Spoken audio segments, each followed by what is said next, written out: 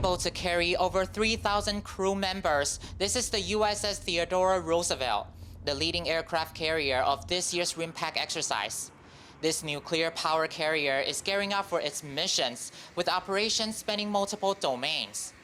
It's across the spectrum of warfare and also humanitarian disaster response. So there's a medical aspect, humanitarian response, there's a large aspect of warfighting and interoperability.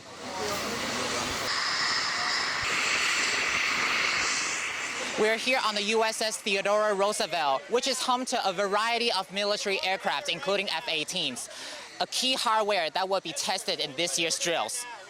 The F-A-18 Hornet is one of the ship's primary fighter jets. Designed for versatility, it's capable of both air combat and precision strikes against ground targets.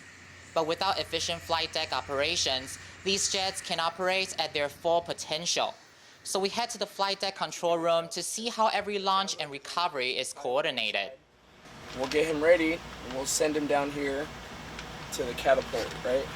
So he'll come here, and then once he's ready to go, he'll just shoot off deck, right? And then we'll take him off. And it's just a big train of aircraft coming back here, all the way back to the fantail. They come over here to the bow, and they shoot off up here. The Navy says flight operations can last anywhere from 8 to 15 hours a day. But this isn't the only place on the ship where aircraft can be found. Inside the hangar bay, basically the carrier's garage, crews are loading supplies and performing maintenance on aircraft. Final preparations for the upcoming RIMPAC missions.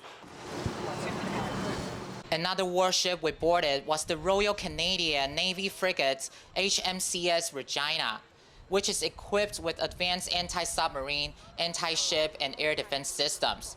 In 2019, this vessel transited the Taiwan Straits, and a week later was tracked by the Chinese military in the East China Sea.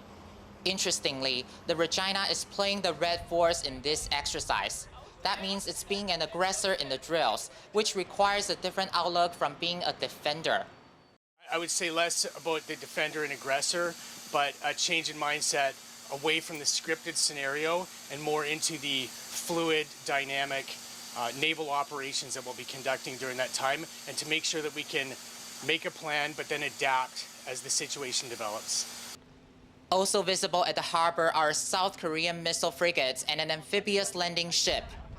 We were able to board the ROKS Station, a frigate equipped with a naval gun and a vertical launch system.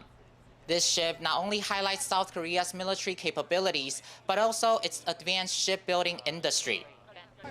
One major highlight of RIMPAC is seeing how warships from around the world gather in one place. It's a site that shows how allied navies can come together and cooperate in real-world scenarios. Fuhua, Hong, and Lu in Honolulu for TaiwanPlus.